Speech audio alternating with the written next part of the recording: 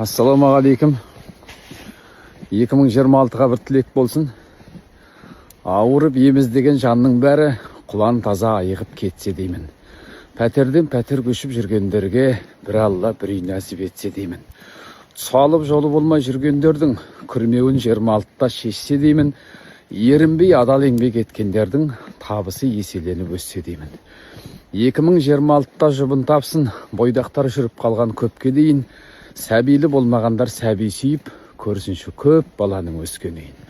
Туыс пен татулықты көздегенге жаратқан нұрын мәңгі төксе деймін. Әлемде бейбітшілік заман болсын, соғыстың оты мәңгі өшсе деймін.